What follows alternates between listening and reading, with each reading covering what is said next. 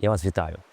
Я дуже часто натикаюсь на купу всяких таких порад, інструкцій, як жити з ADHD і як його, пофіксити.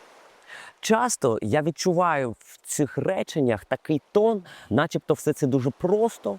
Знаєте, часто чую таку фразу, що ADHD – це просто як інша операційна система, наприклад, не Windows, а Linux або Mac. Так? Треба просто інакше ним користуватися, і все буде окей. Але, на жаль, я вважаю, що ADHD набагато частіше це все ж таки проблеми. І зараз спробуємо розібратися, як їх покращити. Дивіться, перша порада, вона банальна. Використовувати календарі, записники, тобто не намагатися зберігати всі думки в голові, кудись їх переносити. Це звучить все банально, простіше нікуди. Але як це робити?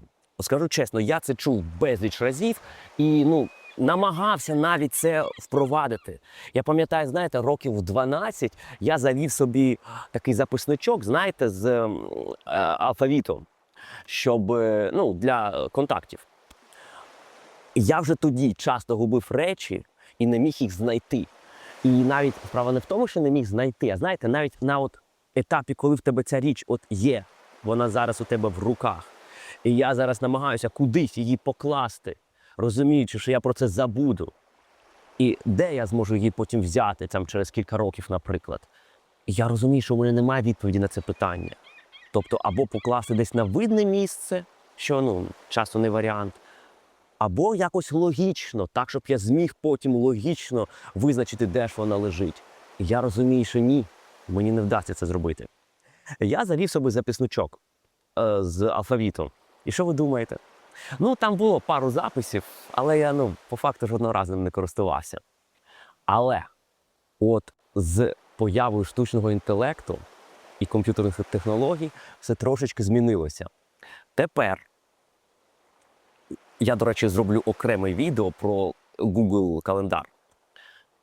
І Google Календар реально допоміг. Я туди записую майже все. Тобто всі свої плани, квитки, все, що пов'язано з часом, я записую в одне місце. Якщо чесно, я не зовсім сам записую. Я прошу це зробити Gemini. Зроблю окреме відео про це. І, Боже, це реально працює. І причому навіть я не очікував. Справа не просто в тому, що мені стало простіше не запізнюватися на поїзди, наприклад. А тривожність значно знизилася. Бо раніше я постійно у фоні думав, а чи нічого я не забув? А де це перевірити? І відповіді на це питання немає, бо квитки в одному місці, щось наприклад, я з людиною про щось домовляюся, це в переписці, в іншому місці, щось інше в голові, і я постійно переживаю, що я щось забув.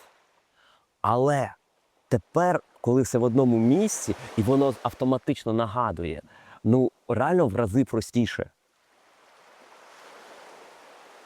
Тому зараз, завдяки штучному інтелекту і комп'ютерним технологіям, і тому, що смартфон у нас завжди в руках, набагато простіше використовувати записники, календарі і всякі інші органайзери. Також рекомендується спростити побут, щоб речі лежали в одному і тому ж місці, наприклад, ключі в одному і тому ж місці, телефон в одному і тому ж місці, гроші, картки, документи і так далі. Коли виникають складності, коли міняєш рюкзак або сумку. І бананка просто супер. В бананку класти всі вкрай необхідні речі, а рюкзак – це просто для чогось важкого. Для їжі, для покупок і так далі. Допомагає. Також рекомендують в побуті просто мати менше речей. Наскільки це реально реалізувати, не знаю. Бо мені, чесно вам скажу, не вдається.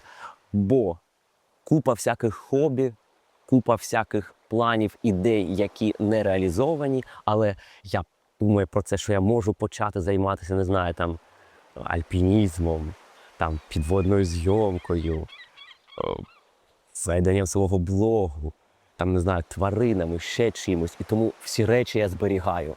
Речей через це багато і, в цьому важко постійно розбиратися.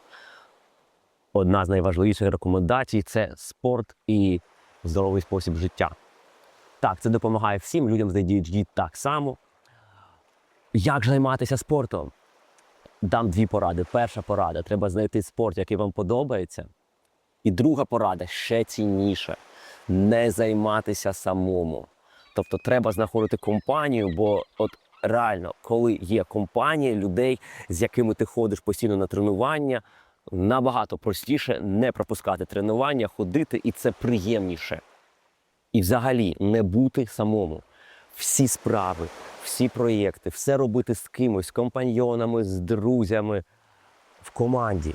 Оце прям дуже допомагає. А тепер головна порада. Краще бути молодим, багатим, здоровим, красивим, щасливим, мати багато друзів і взагалі бути дуже успішним. І знаєте, що найголовніше? Все це не жарти, так, я не жартую. Для людей з ADHD дійсно вкрай важливо бути успішними, отримувати визнання, отримувати величезну насолоду від того, що ми робимо, і розуміти, що все це важливо і всім потрібно.